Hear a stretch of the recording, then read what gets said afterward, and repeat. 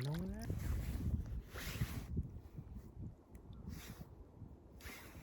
Aloha from Buskin Lake, where I am sitting at the shoreline in our inflatable kayak, and my husband is out on the shore. So we are just enjoying this beautiful, beautiful day. There's a perfect puffy cloud. The breeze is dying down a bit. It was a lot more pronounced, and the waves were a bit bigger earlier, which was still fun to kayak through.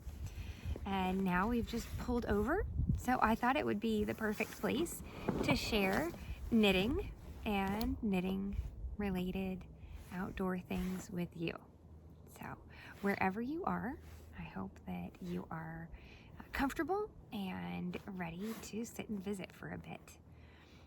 The first thing I wanted to share was where we are.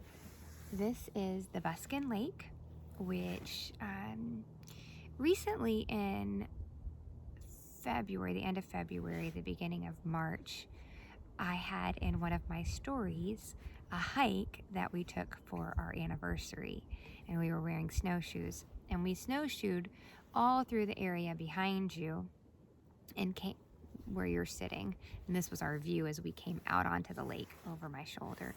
And we walked out on the lake for quite some time, and it was frozen and just incredible. Everything was covered in white, and it was another bright, beautiful day.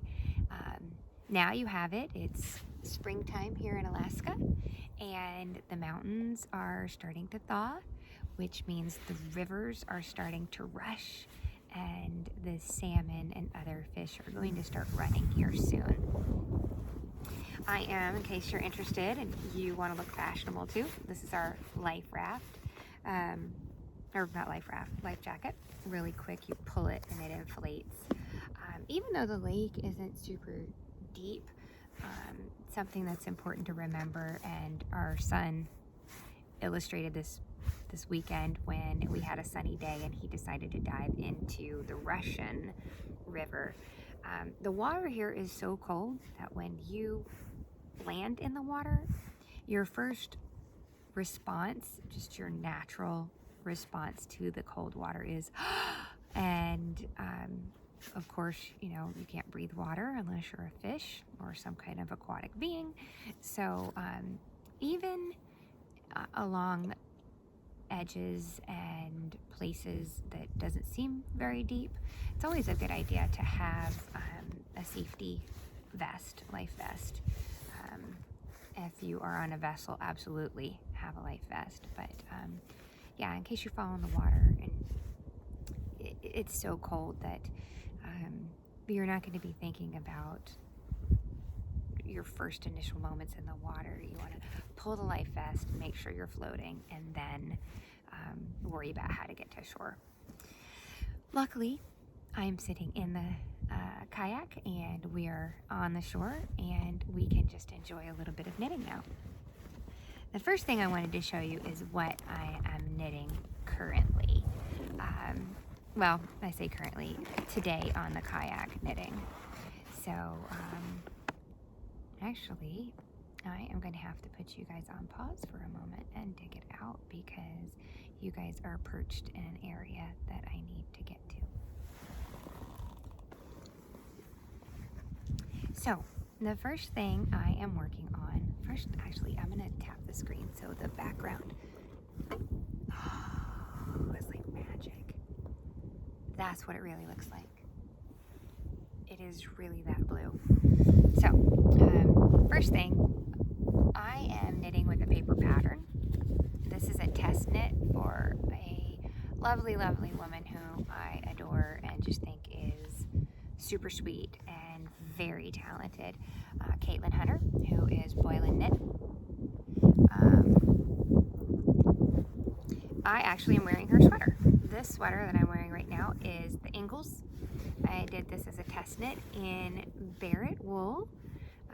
If you've never used Barrett wool, it's something really wonderful to try.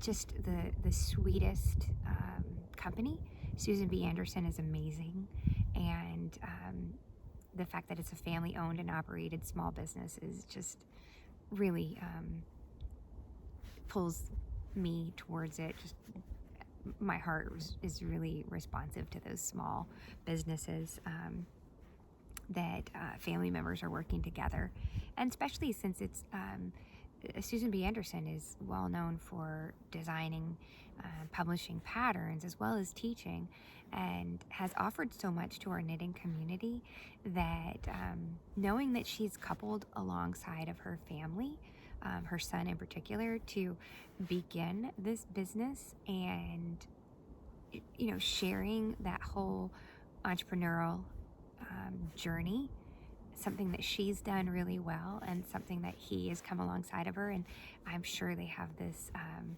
this wonderful working relationship, and I don't know, I just love all of the idea behind it.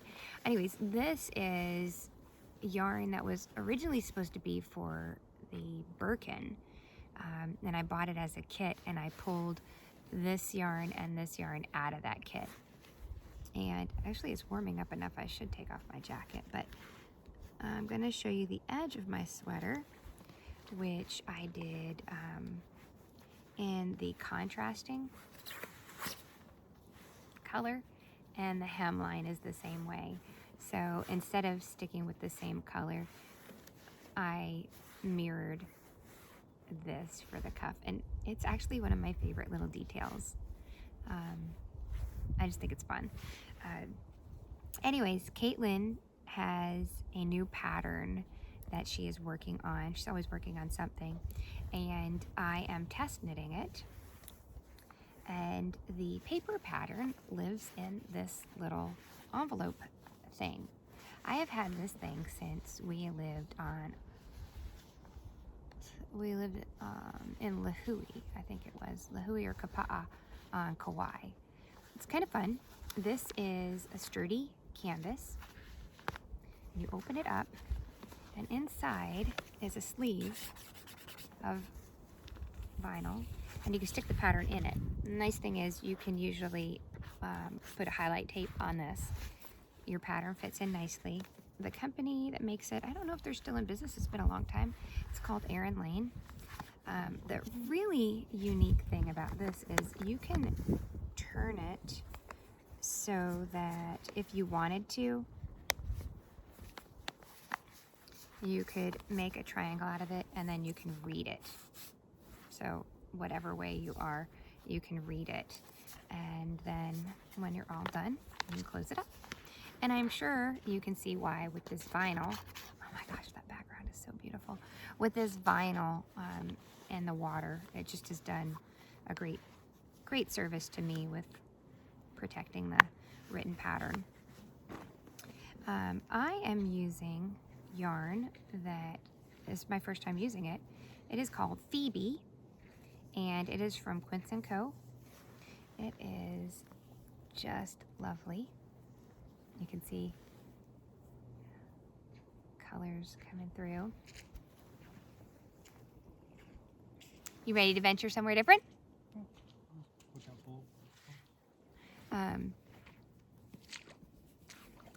The fiber is very, very soft, and I will link it. A little fuzz there. I will link it in the notes. You switch out poles.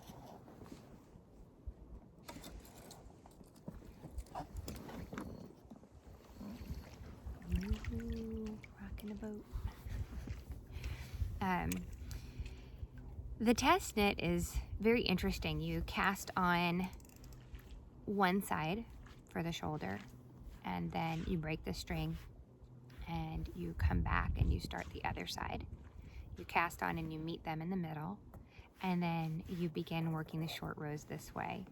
And one of the reasons I was excited about test knitting this with Caitlin and the test knitting group, just a bunch of very friendly ladies, very upbeat, positive, interesting women from all over.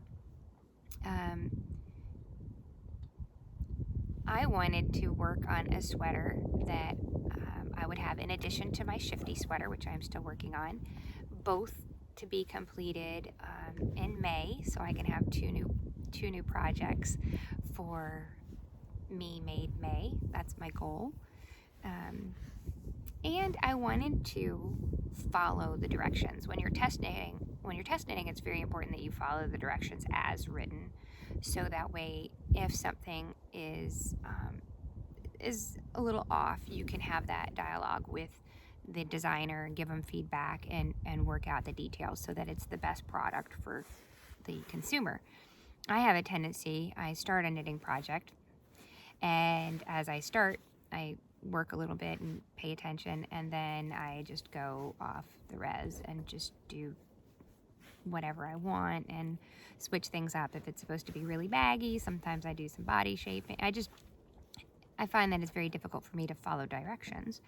And so the test knit is a fun way for me to challenge myself to focus and do exactly what the pattern calls for. So this is as far as I've gotten. I've only been working on it not very long, like about, not very long at all, and a little bit in the afternoon of knitting. Swatched a lot for it, swatched with several different yarns. It called for a DK weight light worsted, and all of the ones that I was using, I was not getting the correct gauge. So tried this, adjusted the needles, and found that just barely I had to measure the swatch in a bunch of different areas and then average it. So yeah, this one's going to be a lot of fun.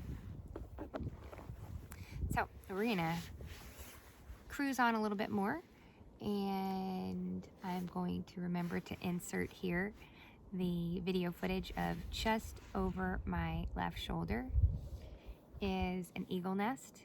How far away is that, Dennis? 50 yards. 50 yards. I'm really bad with distances. 50 yards up in a tree is this big nest.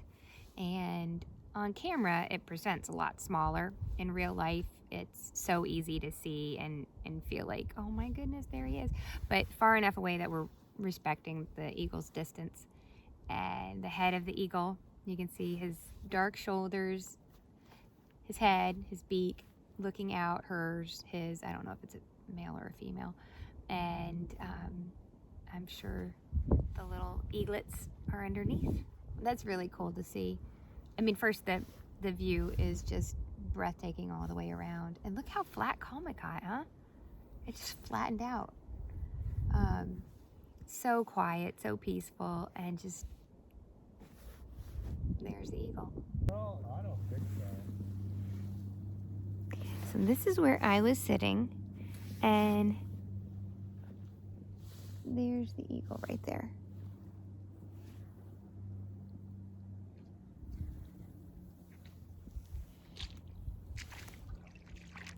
Do you see him?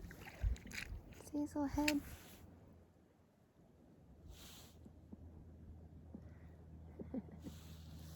It's got a nice view.